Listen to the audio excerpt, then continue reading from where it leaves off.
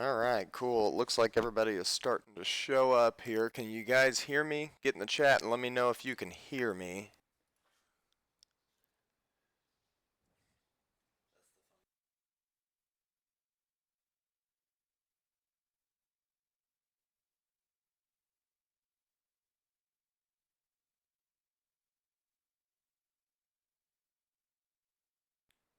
Can you guys hear me?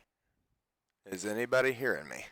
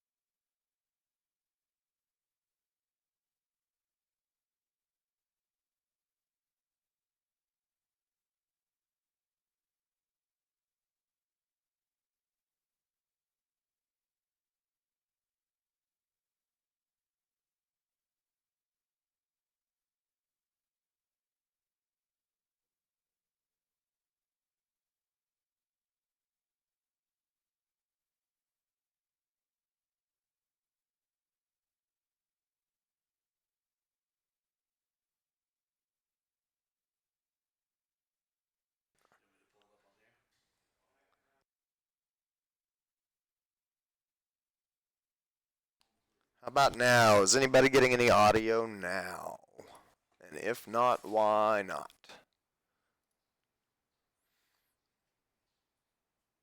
I see audio.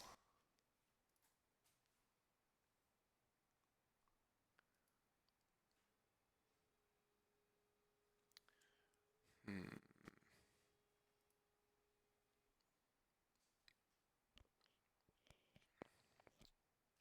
nothing at all. Check, check, check.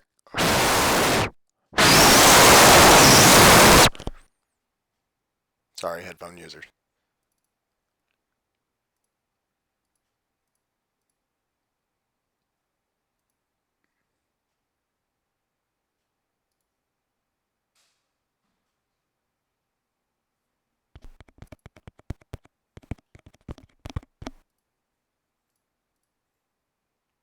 Oh, cool. Okay.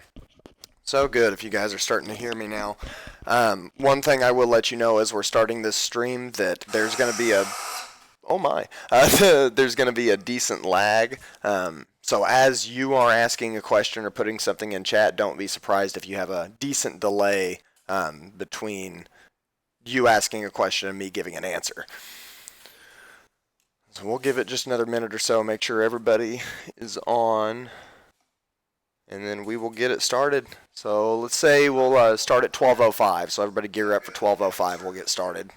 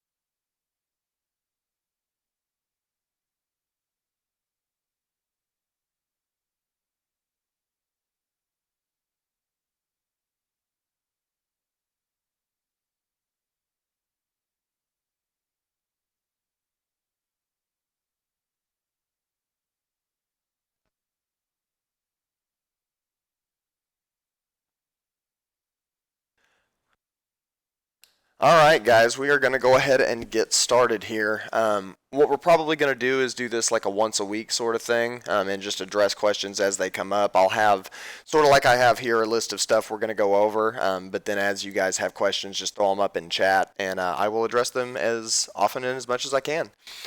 So we'll go ahead and start off with the cash count, time clock, and setting up a location. Generally, just logging into the system. You can save bookmark for this, but the URL is just gadgetpro.repairshopr.com. So you can bookmark that if you want. Just log in like normal. And I know this is really super redundant, but I'm trying to go through the entire process because we'll have this on record and it'll be referenceable for new employees and all that stuff. So when you clock in, or when you first log in, you should get a set your current location pop-up. Some of you won't get that, like Juan, you don't ever really leave Owasso, so I defaulted you to Owasso. You can still change locations if you need to, but if you're somebody that's pretty well stuck in one place, you probably won't see this pop-up. For everybody else, that's what we'll have. For me, I'm going to click Brookside. Obviously, just click whichever store you're in. Now, time clock, cash drawer, and location, and basically anything that is your account is going to be up here in the top right. You'll see your name in whatever store, so you can quickly make sure you're in the right store and that you're under the right user. If that's not the case, you can click down here and you can switch user or lock, and that will pull up the unlock screen, and there you can just put in whatever your PIN number is to log back in. And so once you're logged in, you'll see this menu. There's a lot of stuff on here. The only stuff I'm really going to address today is going to be the time clock and change location. So change location is pretty straightforward. You can change your location. That pretty much handles that. So on the time clock, what we're going to look at, and this has been kind of up in the air and changing a little bit, but what we're going to do, normal clock in is normal clock in. If you clock in late or you're clocking in early, or if there's any funny thing about it, you can leave me a note here saying arrived at 10, didn't clock in. So you can do something like that and say clock in, and then I will see that note at the end of the day, and I'll go in and correct your hours. And so that'll get your hours corrected same day instead of having to wait to the end of payroll and then ask everybody if they did this or did that. We'll be able to deal with that stuff a lot quicker.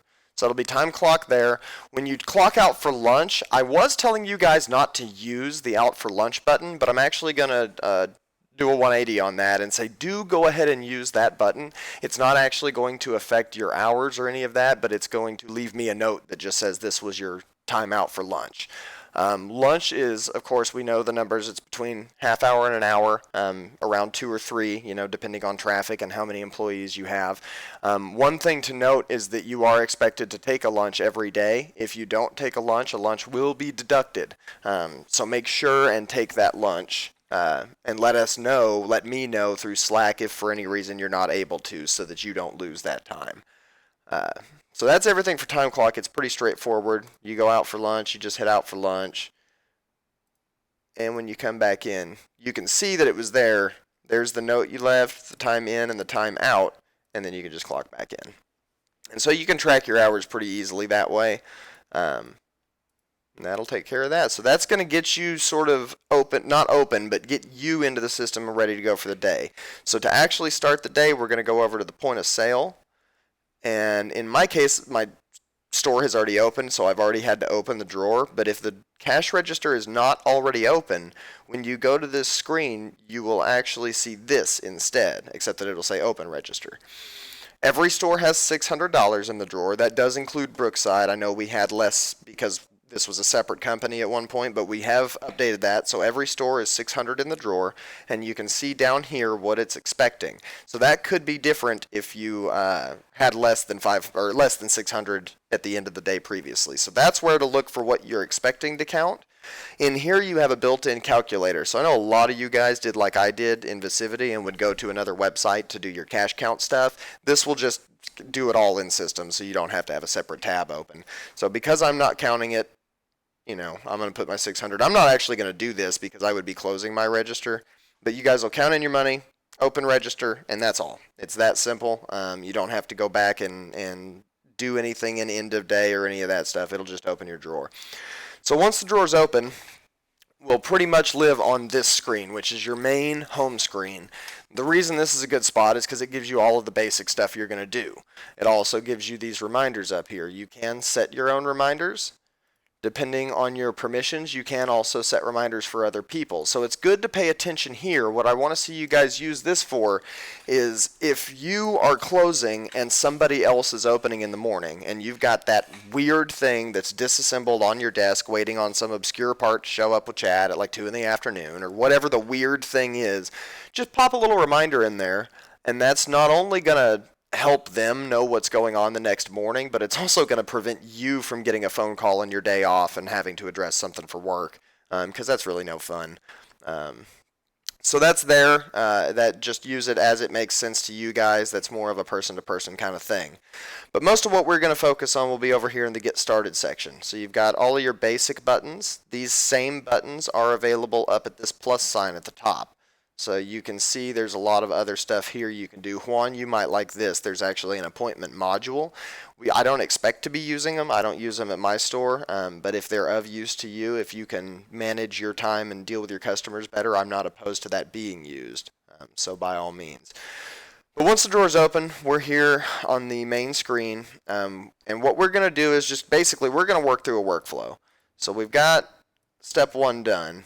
We're going to go through and imagine that you've got a customer that is coming to your store right now. They've got a Moto G7 power and it's got a cracked LCD. They're wanting to get that fixed and they've never been in before. So what we'll do is actually forget the new customer button, always go to new ticket, just because you can search for the customer there. So if they are in the system and they don't think they are, or they're at my store but they've been to Phone Doctors before and that kind of stuff, go ahead and search and you'll be able to find them if they are there. Then you could pop some info in there. Now, if you don't find them in there, you can actually just go down and directly start putting customer information in here. I'm going to go ahead and use my profile so I don't add another empty customer. Now, there are required fields, so first and last name and phone number are required fields. If you don't have those, when you come to hit save, you're going to get a message that says something's not completed. I have been seeing a bug where you'll click that save button, you don't get a message, but also just nothing happens. The page doesn't refresh. If that happens, the only thing I've found that will fix that is to just refresh the page and put all of the information back in. I'm going to be getting with RepairShopr to see what's causing that, but in the meantime, that seems to be the workaround solution right now. So if you get a ticket open, or try to open a ticket, and it does not save, you get stuck on this page with no error or anything, try refreshing the page and putting the info in there again. If that doesn't work, just give me a call and we'll see what's going on. But right now, that's just the workaround for that bug. Now, if you pull up a customer profile and they don't have specific info that you're going to be wanting to add, there is an update button up here, and you can modify that customer's information. The reason I say that is that right here, the phone number, depending on, we've used 3 different systems at this company now over the time that we've been open. Some of them don't have all the same info as the others, and they were imported. So what you'll see is that on occasion you'll see a customer that is missing information that you can't have a customer without. If that happens, it won't let you open the ticket, and you'll have to update, add the phone number, and hit save. So that sets that up. That's got our customer, and this is sort of moduled out. So if you look on the ticket page, you've got the customer info module, ticket summary module, worksheet module, and asset module. So that completes the customer section. Now we'll get into the ticket summary. And you guys have already seen this, of course, but this is one thing that I really like. It's quite a bit different than Visivity, where you don't have to deal with a giant pile of drop-downs. Let's see, and actually before I get into that, I see a question popped up. What's the purpose of the new check-in button on the admin tab? On the admin tab, you shouldn't actually probably even have access to that, honestly, but I'm assuming what you're actually probably talking about. Let me get back here to it. Correct me if I'm wrong. Are you talking about this right here? The new check-in button, we aren't doing anything with it yet, but we'll go ahead and go through it to show you real quick. It's sort of like a dumbed down version of the ticket opening process, to the point that you could essentially put this on a kiosk out front and just have a customer open their own ticket. Right now with the virus would have been a good time to use something like this if we had known that this was coming and could have set it up. So this is the sort of thing where they can actually go through on a tablet and put their own info in. So they're doing all of that. What kind of device? And this is where I could add different things. We can have iPhone, iPad, Samsung, Nintendo, whatever. So they'll pick their phone, their model, their color, carrier, and then what's wrong. And so all of this is doing the same thing that us opening a ticket does. It's essentially the same process. It just makes it more graphical so that you can put it in front of a customer, which we may do down the line. I'm certainly not opposed to it. It's just something that takes a fair amount to set up properly, and we're just not ready for that yet. So for right now, don't worry too much about the check-in button, but it's like a dumbed down ticket opening process. Hopefully we will do that down the line. See. Hopefully that answered that, Stephen. Assuming that was what you were talking about with the delay, it's hard to tell if I'm making sense to you guys, but I'm sure I'll know here in another minute or so. So I'm going to go ahead and go back to the ticket kind of slowly right now in case anything else pops up. But down here we have the ticket summary after you've got all of your customer information in. And I like this better than Visivity because instead of dealing with a drop down for the make, a drop down for the model, and all of the drop downs for the different stuff, you just get a text field. So in our case, we're looking at a Moto G7 Power with a cracked LCD. So that's the nice thing. In here, we can just type it. Moto G7 Power screen repair. And so you can put that in however you like. I usually copy this because depending on the situation, so I'm going to say in this situation, assume that this phone came in effectively DOA. Maybe it vibrates, it'll charge, but the LCD is broken so you have no image. Assuming that's the case, you can't do any testing. I will just copy the title into the description and maybe add LCD broken, unable to test. Add something like that in there. Just otherwise you want your history. So if particularly if you're going to get a advanced repair that's going to come over to me, the more info we have about what caused the problem, the faster I'll be able to diagnose, repair, and return it. So even dumb stuff, even like, I was at the bingo hall with my grandma and like I'm going to tell you my life story, that go ahead and get anything, I can't have too much information. So go ahead and do that if you have that information. The due dates, they can be varied. I changed the default today, so you may not have noticed this or you wouldn't have noticed this yesterday. But our default time frame on due dates should now be 1 hour. So if you leave that blank, it will put that repair in for a 1 hour turnaround time. So I figured that's sort of our standard, most common default time. If you need to change it, obviously just click it and you can change it. You can hit the now button and then go forward an hour, forward 2 hours, whatever you need to do. So that is how that'll work. But if you don't do anything, it will automatically set the repair to be a 1 hour turnaround time. Custom field types you could ignore. This will likely be something we use later as more devices with different things are coming in, but right now it's fairly straightforward. You will see under the ticket summary these 3 checkboxes. Is the work pre-diagnosed and is the work approved to proceed? Come pre-checked. So those would be unchecked if we're doing a diagnostic, but generally this is expecting that very basic screen repair, we already know what's wrong and they already have agreed to a price. So that's, do we know what's wrong with it, and that's, have they agreed to a set price? This is really good because if we don't necessarily know what's up with it, but we're like, well, you're looking at somewhere between $80 and $150, you can put in the notes, customer approved up to $150, check that box, and then whoever's working on the repair won't have to call them and be like, hey, it's going to be this much. They can just do it because they had already agreed to pay up to set amount. So that is how that will generally look, fairly defaulted. The issue type, I'm sorry, I totally skipped a line there. This is pretty straightforward. This is just for tracking so that we know what kinds of repairs we're doing where and what kind of equipment could be best used at different places, that sort of stuff. So general repair, screen battery charge port on kind of any phone or iPad. So the basic, very general stuff that we do. Micro solder, anything that's going to come over to me. Excuse me. Game consoles, generally right now will probably come over to me, but that will be something that we do training on and hopefully get everybody to a position where you're comfortable working on over time. And then PC and Mac, and then other is basically anything else, and then we'll break that out over time as we get more things that might need to be tracked. But that's basically everything that goes on the ticket itself. The only thing you have to add down here in the ticket worksheets is your phone repair worksheet, and this is your check-in list. So this was the checklist that would have been printed on the receipt in Visivity.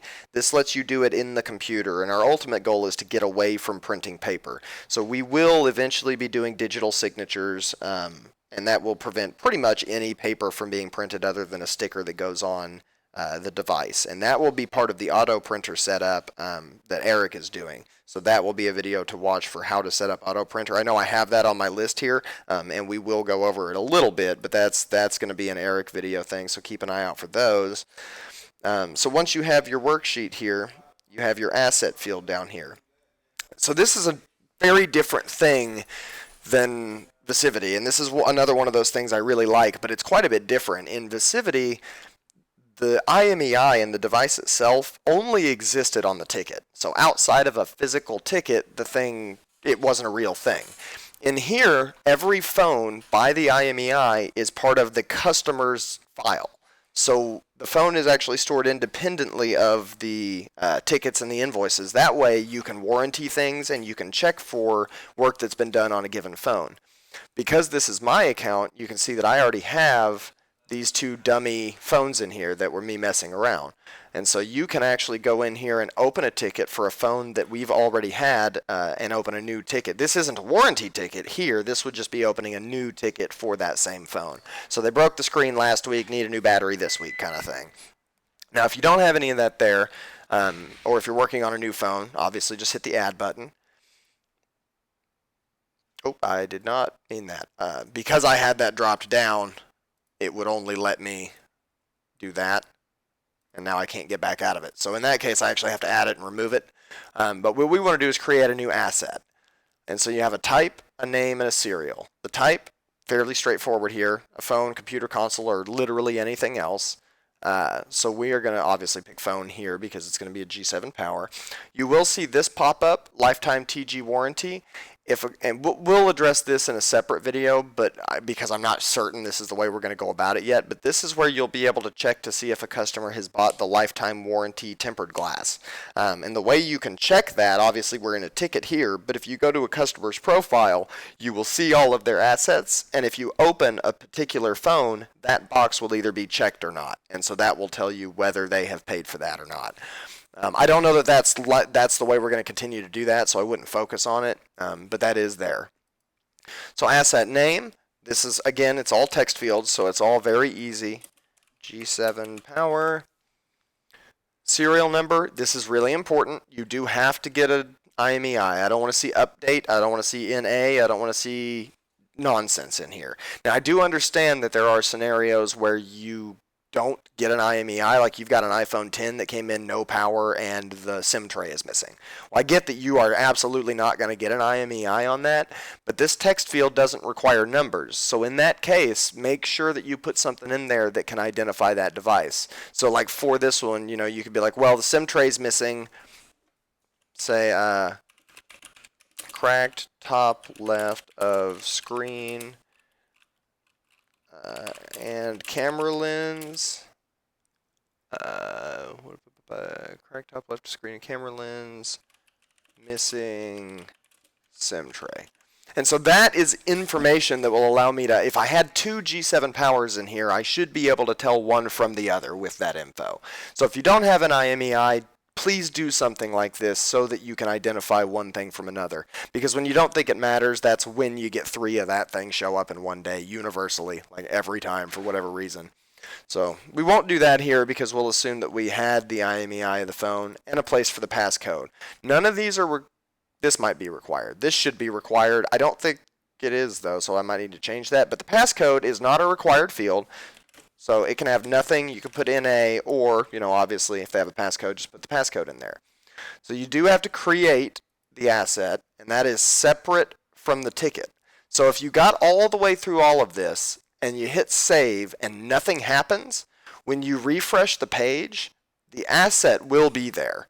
So none of the other stuff will be. You'll have to retype all of that, but you won't have to add this back because you hit that green button and you created that asset separately. So the asset already exists. Now we're going to save the ticket. And so it already tells me some fields, required fields seem to be missing. So let's go back up.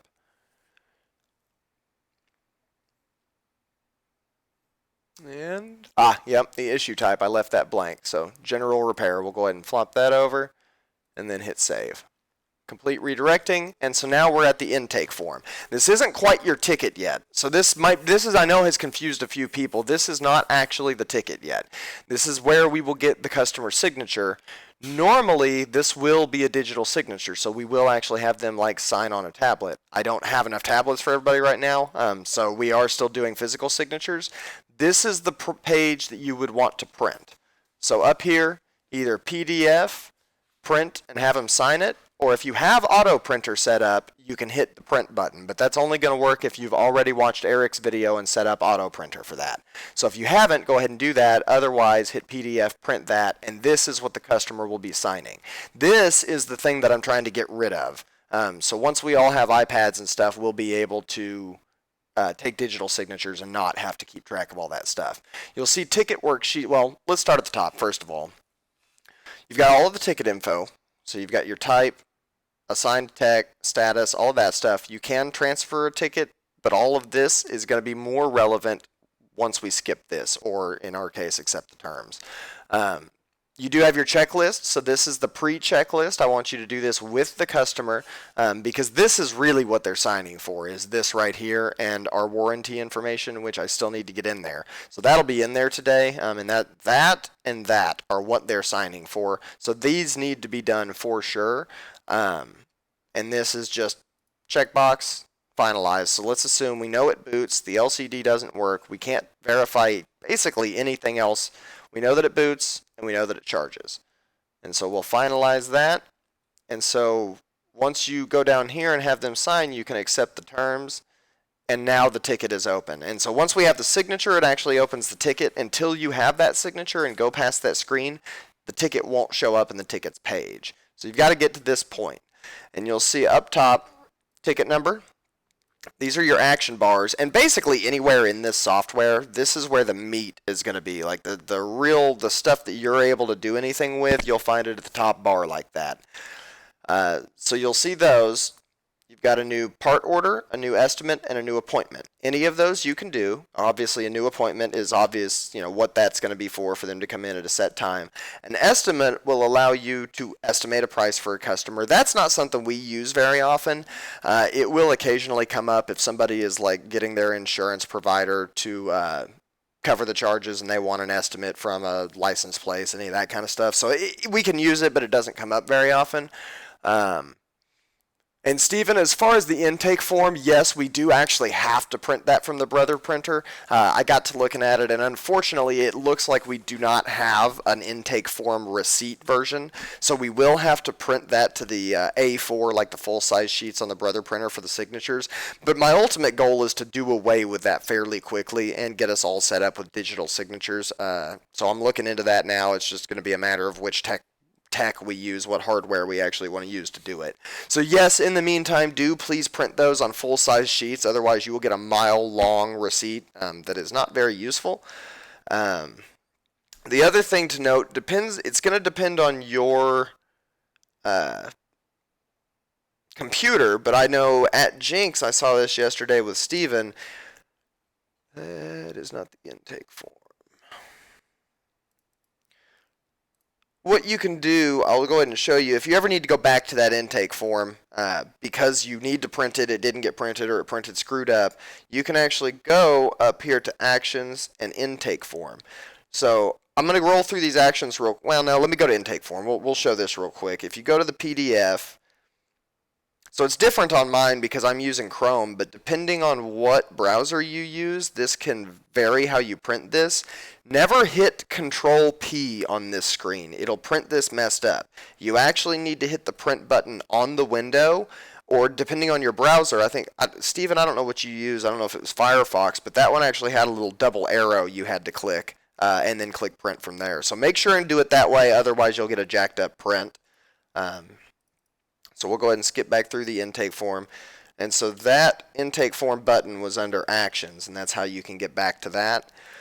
The only other thing under new that I want to show you is going to be part order. This is a really important feature here. One of the most important because it's inventory related.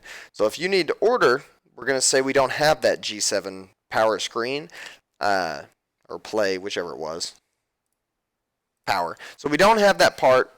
We're going to the part order to order that part either from another store or from a third party. So on this one, it's a special order. We know we're not going to have that part. You can go into your inventory and search it first, which I do recommend doing, of course. So we'll go G7 power. And so that looks like a device. And that one, oh, that one's actually here at my Brookside store. But here's the screen. I can see that we have none here. But if you go over to your right arrow and click, you can look at all of the store's locations. And so you can see there that we don't have any anywhere. Managers for your stores, you can also set reorder points and desired stock levels here. The desired stock levels you probably won't have control of, but the reorder points we will probably have some level of control of. I wouldn't worry too much about that right now, though. This is all really just about finding that part. So here's our Moto G7 screen right here. We can see that it's $99.99, but that we don't have any. And I'm sorry, I'm kind of multitasking. I've got somebody on the phone over here. We'll go back to our tickets. There's mine. So we know we don't have that part, but we know we have a SKU. We'll go ahead and go to part order. Now there's a couple of ways we can do this. Because it's a SKU, because we already have that part, if we had it in inventory, you can go to transfer inventory. And then you can just straight up G7 power screen for repair. And now you can go down here from whatever store it's from. So assuming I had one, if I had one in Brookside, from Brookside to your given store. Now round trip is something to notice. That's going to be more for repairs probably than parts. But if you're sending, for instance, if you send me an audio IC repair and they're going to pick it up here where I'm at, don't click this. But if they are, and usually they'll pick it up at your own store, they'll pick it up where they dropped it off. So if the repair needs to come back for them to pick it up, just check that round trip button, and that will let me know that as soon as I'm done with the repair, I need to get that back in the transfers to come back to you. Now in this case, we don't have this part anywhere, so we actually need to do a special order. And you'll notice you can go back and forth, and it is keeping that info for you. So if you find out you're in the wrong tab, you can skip over. So we're on the third party part order here. This is going to be for anything that we don't currently have in stock. Now, if you're needing a part that's regular stock, you might just Slack message somebody and be like, hey, can we get these? But you should start to see that your regular part stuff stays stocked pretty well once I've got the reorder points set up. So in theory, we'll get you to a point where you don't do in-store orders or the user request orders anymore. The only stuff you'll have to worry about will be special order parts. And then if you're like, hey, I need more UAG cases, you can just let me know, hey, I need more UAG cases, and we'll just transfer you a big old pile of them. So that'll be how we can do that. This won't be round tripped because we're doing a part. You also don't need to set a location. It doesn't matter if you set, as long as you set Brookside, because we're the warehouse location, you can do that, but you don't have to set a location for a third-party part order just because we're going to ship it. It'll show up here, but it will directly inventory at your store, so I wouldn't worry about that. The part URL, another thing that's nicer than Visivity, there's no limit, so you can put as much URL as you want in here, so please do not leave me a note in here that says see notes. I won't order your part, so make sure and get the URL in there because we can. Now it tells you right there, request will act as transfer if blank. So they're leaving a lot of redundancy if you screw up and you're on the wrong tab. If you don't put a part in there, it's going to try and take that part from my inventory. Which is fine. So if you forget a link, it's not the end of the world. It's not going to screw everything up, but you won't get the part if that link's not there and it needs to be. So do keep an eye out. You got a place for quantity, how many you need, tracking number. Obviously, you guys usually won't have that access because I'm the one that does the actual purchase. If I get a tracking number when I do a purchase, I will put it in there. More often than not, though, it ships a day or so later, so it's rare that I have the tracking number.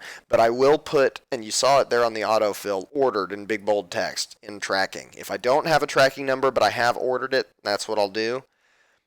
There's our cost, and you guys can go ahead and fill all of this out off of your eBay listing or your wholesale or wherever you're looking at. Our total cost, what we're charging the customer. shipping cost if it applies, and of course you won't always know that, so that's not the end of the world thing. This right here, do not put that in though, because this isn't for you. This isn't when you ordered it. This is when I ordered it. So this will actually let me know, hey, it's been like a week we've been waiting on that part. Maybe I should call somebody or check on that or whatever the situation may be. The due date is the due date for you for when the ticket is due to be repaired, though that could be modified based on the tracking. So keep that in mind that if shipping times change, your due date may change. It's really no different than it is now. So if we do this, we'll go ahead and actually open this order. I'm going to go find on eBay a G7 power screen real quick. And I'm actually going to cancel this out and start fresh. So we'll go back to the ticket. That same ticket we've been working on, the Moto G7 Power. We've found our screen. We know that's going to be 3038. And we're coming from eBay. So we'll go over here. We're going to do a new part order. Up at the top, you'll have your description. We're going to go G7 Power LCD. Black. Now this is where you're really going to have to be on top of your stuff. On eBay, this is a bad example here, but you guys have all seen it. You'll get drop downs where it's like, do you want the power or the play or the plus or the white one, or do you want a screen protector or all of that nonsense? That doesn't get included in the URL, so I have to know which drop down menu option you want me to pick. So in the description, if it's the black one or like with a case or whatever the listing is, make sure that I can tell which one, or you'll kind of end up just getting a random one. Ticket number, it does say optional. It will let you do this as blank, but you'll probably get a call from me if you're ordering a part and it's not for a ticket. That is something you can pick, so you can go in here and select a ticket. But if you do what I did and you actually go from the ticket itself and new part order, here's your ticket number, and it will autofill that. So you won't have to worry about the ticket number, because that's like, it doesn't give you anything but the number, and it's hard to tell what that is. So we're not doing from location because it's third-party part order, but I am at Brookside, which is where I want it to go. We've got our G7 Power URL. We know that we only want one of them. Tracking you will skip, so you don't have to worry about that. This will be $30.38. Retail for our customer was going to be $99.99. Shipping, you won't have any. It's eBay, so no worries there. Ordered and received, we don't worry about. So this isn't me ordering it. This is you requesting the order.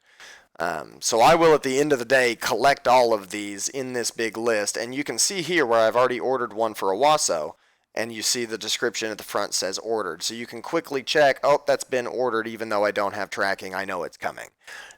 You'll see the status is over here as well. But we'll skip all of this for now because I'm going right back to it in the ticket.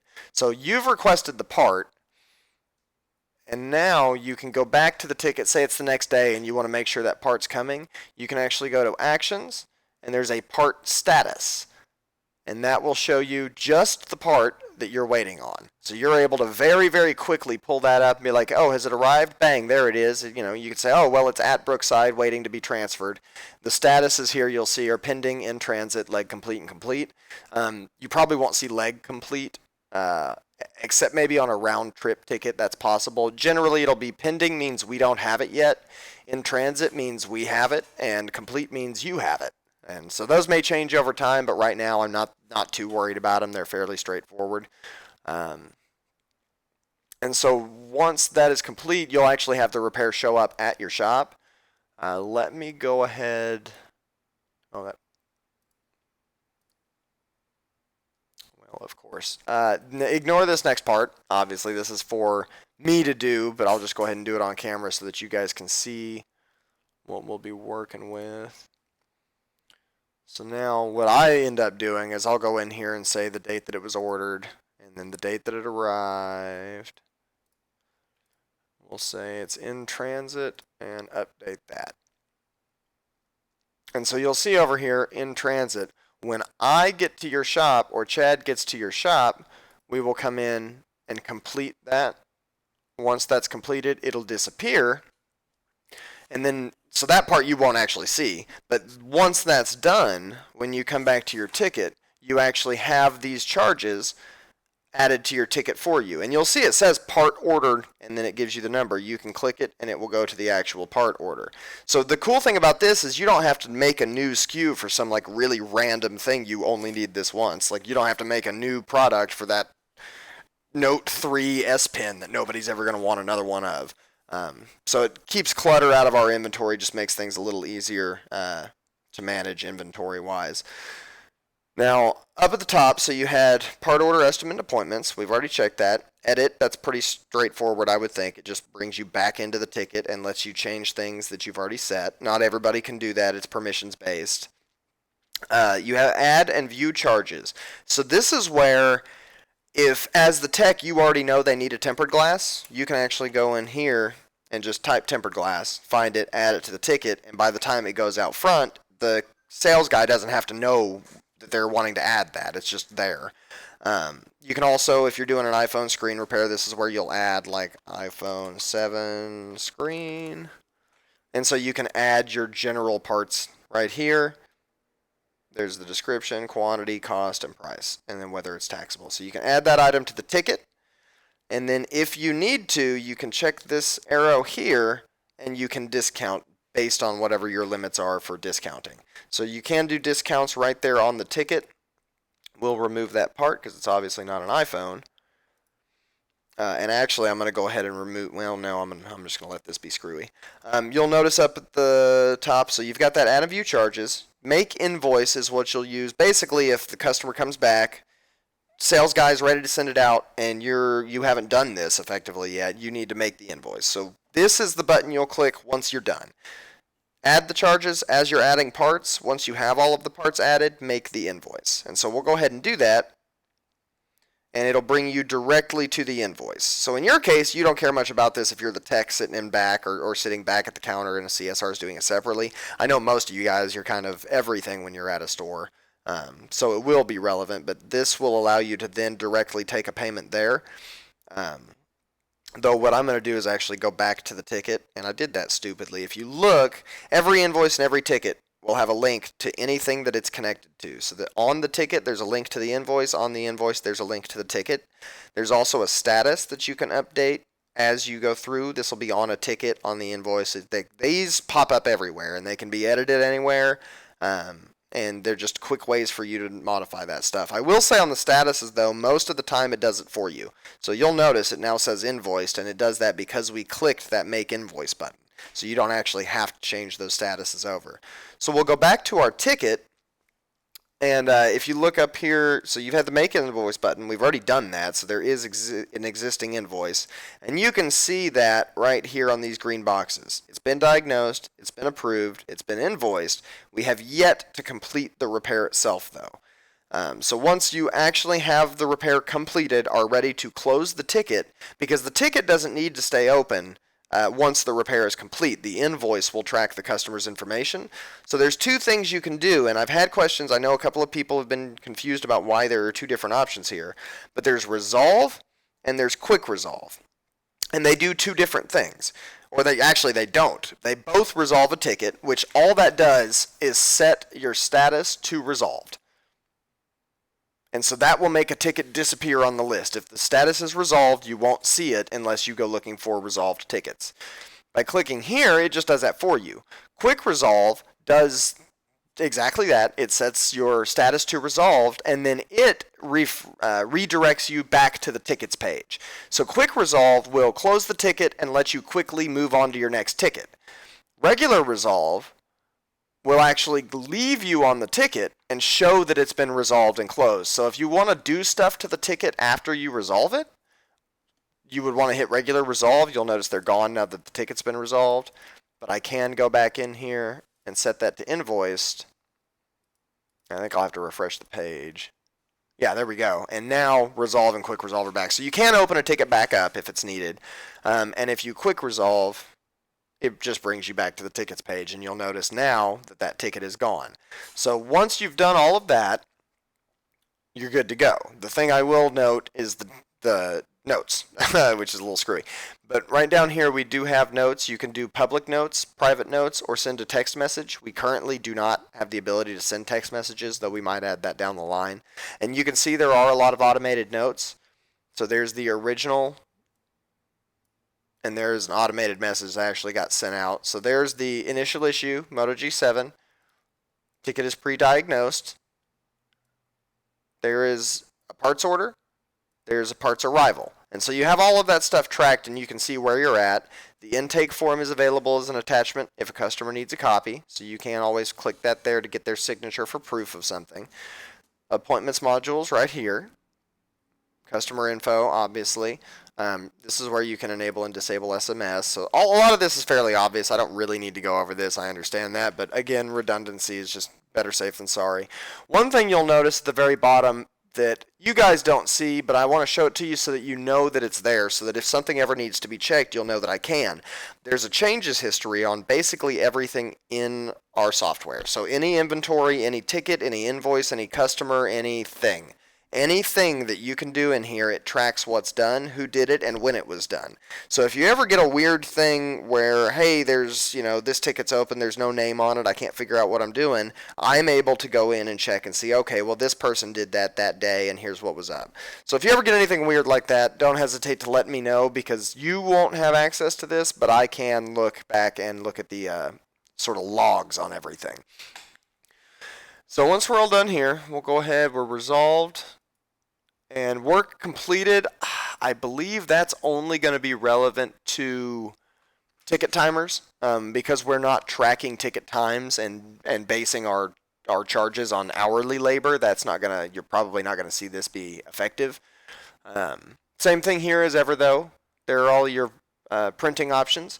You can print PDF if you don't have auto printer set up, but if you have auto printer set up, it's really sweet because now I could just hit ticket label and my label printer will just print a ticket out the gate. And in fact, mine's set up to print them as soon as the ticket opens. I don't have to click anything. It does everything automatically. So if you haven't done the auto printer video that Eric did yet, definitely check that out. It's super handy. You can also add additional worksheets as a little side thing. If you get a weird device in and the sheet we have does not fit, you can actually add custom worksheets to things. And I'd appreciate it if you did, because then the next tech that gets a Nintendo Switch in will know what stuff needs to be looked at for intake testing. So that it's just basically making your job easier the next time kind of stuff. So that gets you all the way through a ticket.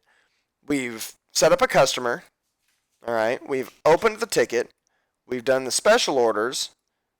And we've done the repair workflow. Now I'm going to go ahead and move on to invoicing, which is going to be for the CSR sort of front end stuff. Before I hit that, I'm going to pause here for a quick second and see if anybody's got any questions I've missed, if there's anything you need me to go back over, or anything that didn't make very much sense there. So I'll give it a couple of minutes and see if anybody comes up with anything. I will let you guys know that we will probably do this. I'm not going to say it's going to be every week just because we get busy and stuff comes up, but that's my goal. I'd like to try and do a live stream once a week, probably for about an hour, at most an hour. And that way we have, not only can we get on here and do this where you guys can ask questions and we can deal with things, but we can also get those recorded so that these weird questions that I didn't think about will be answered for the next person that has that question. I definitely want to keep these under an hour, so I wouldn't cringe too much at the idea of doing this weekly. I'd like to ideally probably chop these about in half and do about a half hour so that it's a little bit more digestible for everybody. So definitely open to input. If you guys have any opinions or thoughts on what we should do some videos or some training over, definitely let me know.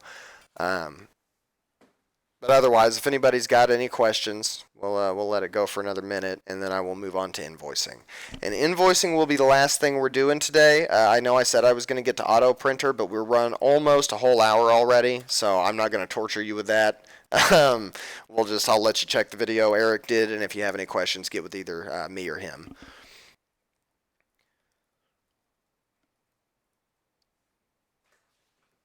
It's not looking like any questions are popping up. I don't really know what the delay is on here. I think it's about 15 or 20 seconds. But I think I've managed to gab through most of that time. So with no questions, I'm going to go ahead and move on to invoicing. We've already done the make invoice situation here, and this is going to be the shortest module of all of this. I promise, guys. We're almost done. But we'll move to the invoices. So you go to the front, customers here to pick up. Here are all of your invoices. What was rung up, what the customer was, invoice number. Big things to note here are going to be the status. So here you can see that we have contacted that customer via email or SMS. In this case, you can see their emails. You can see this tells me that this person's ticket is still actually open, which is okay because we haven't taken payment. But that allows you to quickly see, oh, well, I took a payment, but the ticket's open. Is that phone here? No? Okay, well, that ticket probably needs to be closed. So that'll allow you to quickly go and clean out your messy stuff. But that's the big stuff you want to see. Took payment and status. Took payment, you'll see a checkbox if we took a payment. You'll see a returned arrow if we refunded it. Over here, you'll see the totals as they are due, so you can quickly refer people to their plus tax total, or with tax total, I should say. That total does include tax. And you shouldn't see reference numbers here. This is something that was a mistake due to Clover issues, so we'll get that fixed up. But what we're going to be doing is ringing up credit cards on Clover. If you can't figure out how to get a card rung up on Clover, please call me ASAP, because that's vital. I mean, if we don't get paid, then there's no reason to be here otherwise. So definitely make sure we're doing that on Clover, and that I'll come around and we'll kind of deal with that individually as I'm in stores. You will notice one thing here. Here's an invoice that I refunded as a test. There's the invoice. There's the refund. So you do get a double listing. One shows that we received payment of the refund. The other says we took the original payment. So that is what I expect that to look like if you get a double invoice because you did a refund. That's not unusual. But here's my ticket, or my invoice rather. And so we will open that invoice. You can see everything that's rung up on it. You can add additional items. So if they're going to add a case or add a screen protector or whatever, but after the repair, you can do that here. There's your add to invoice button. So that's pending ticket charges 1. That shouldn't matter because it's already been, okay, so that just double added it. We don't want to do that. And actually the reason that popped up is that I was showing you guys that iPhone 7. So that part order is still listed there, even though we're not using it. So that's okay, you just don't want to have it there, so make sure and don't add it if you're not going to need it. There's our terms. These will pop up everywhere else. They're just not there yet. Signature, you won't have to worry about signature on the payment screen. That will happen on the Clover tablet. And otherwise, you'll just go up here and fairly straightforward, click Take Payment. If you're taking a credit card, please do not just use the Clover. Make sure and use the Clover is all I can say there. Cash, fairly straightforward. We do not accept other or quick, so I'll get those taken off of there. Cash or card only, that's all we can do. You can go in here, tell them what they gave you, and it will tell you the change back. Pretty straightforward. You guys are all very familiar with this. Take payment, and then you're done. And it should auto print a receipt if you have auto printer set up. Otherwise, you can manually print a receipt and get that to your customer. Now to close out, at the end of the day, once you've done all of your invoices and you're ready to go home, go back to your point of sale, which you can ring up normal stuff here. And I apologize, I should have gone over this and I didn't.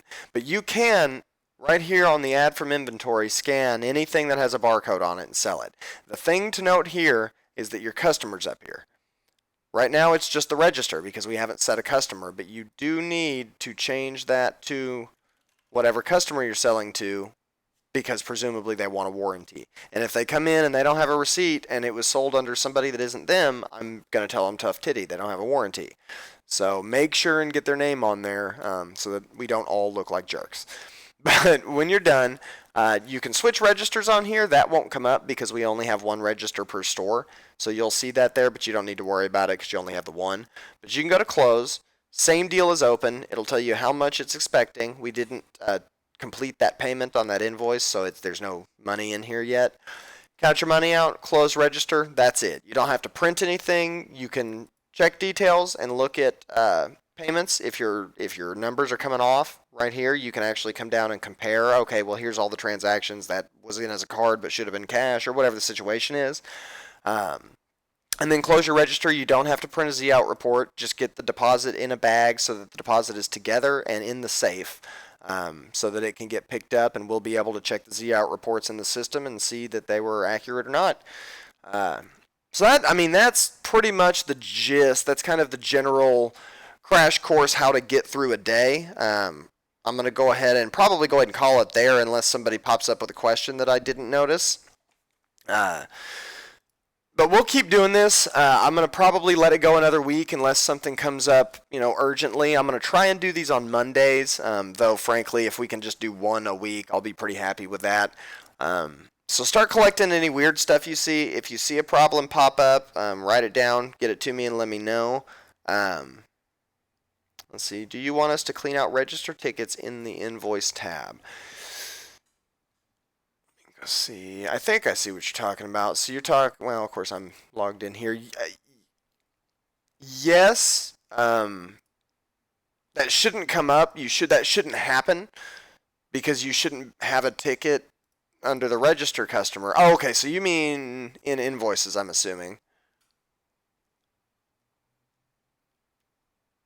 Let's see. Okay, let me back up here. Do you want us to clean out register tickets in the invoices tab? No, because those are already gone, and those invoices are stuck there. If you know who the customer was that bought that stuff, then yeah, go ahead. Otherwise, no, don't worry about it. Just be aware about it for the future. That you don't want to have Jinx register or whoever's register on there just because they won't have a warranty without a receipt that way. And Eric, you said how did you say complete work again? Oh, to complete work. So the complete work pop-up up at the top. I'm not totally certain on this. I'll have to do some research to be sure. But the work completed, I don't think you will ever see that turn green because that requires there's a ticket timer, like a labor tracker on here that we can turn on so you can track how long it takes to do a repair and charge labor based on the amount of time you spent. But because we don't do that, I don't have that module turned on. So I'm assuming that will never turn green just because you're not able to click the ticket timer. So you should be able to just ignore this completely. And once this says invoiced, you're good to go. These up here are not super useful, to me anyway. I wouldn't rely on them. I don't recommend you do. And they may disappear over time. I don't really know. Right now I'm going to leave them. But yeah, the work completed section I wouldn't focus on. Just the resolve and quick resolve will get everything that you're needing to worry about. One thing I didn't mention as we're hopping off of here real quick, I'll let you guys know you can add attachments to tickets now. So if you notice like particular damage or the phone was liquid damage or just something, and it's that CYA stuff, guys. We always want to cover ourselves and make sure that, if somebody wants to call us out on something that we can verify, hey, we screwed something up, or no, we didn't, and here's how. So this is a perfect scenario where you can actually upload images to a customer's ticket. If you find damage, you can take a picture of it, put it on the ticket, and have evidence saying, well, no, this is what it looked like before I did a repair, or this is what it looked like before, whatever scenario. Particularly, I don't know that it would be that useful for you guys. For me, it's great because I have B2B customers, so I could just email them, hey, here's what it looks like when I opened it. So that'll pretty much take care of the general stuff. We'll be hopping back in here sometime in the next week. So we'll definitely be back to it. I will let you guys know that there are reports that you can look at. Everybody has some measure of reports that you have access to. Most of you can look at most of it. I'm not really trying to hide much of anything from you guys except for stuff that you could click and break. Like, that's the only stuff that I'm trying to keep visible out of here is stuff that if you click the wrong things, some stuff gets seriously broken. Outside of that, I'm pretty open. So you'll look through the reports, look through them as you like. There are charts and different things. You can track your sales, your repairs, your store's repairs, that kind of stuff. No need to, per se, other than being able to track your own experience and just getting better. We will probably use them down the line for bonuses and spiffs and things. So that's something to maybe familiarize yourself with so you can check. You'll also notice, and I say you can check reports, on this main page, if you come down to the bottom, this What's New section is total garbage, so just ignore that. That's marketing stuff from RepairShopr. Summary is cool. It'll tell you how many tickets are open, how many of those are your problem, how many have added, customers added. So it just gives you sort of a statistical overview. Same down here at the bottom, you can see how many general repairs versus micro solder versus game consoles, all that stuff. Tickets per day, tickets per hour, payments by hour and by day. So you get a lot of info, data that you can just crunch and kind of get an idea of how to maximize your store's traffic or your own ability to complete a repair timely manners, all that kind of stuff. I appreciate everybody hopping on here. I know that was terrifyingly long and annoying. We are going to cut it. If you haven't already bailed on me, feel free to go ahead and hop off now. But we'll go ahead and call that for now. If anybody has any questions that didn't get addressed here, please do Slack or call me or comment on the video even. Anything we can do to keep a record of weird questions and stuff, it's just great because we can reference those later for new guys. So in the meantime, everybody jump at it. We had a good day yesterday, so that was really nice to hear. Hopefully we can do a repeat today. And, just don't breathe any more than you have to. I appreciate it, guys, and we'll hop back on here. Let's expect playing for about a week. All right.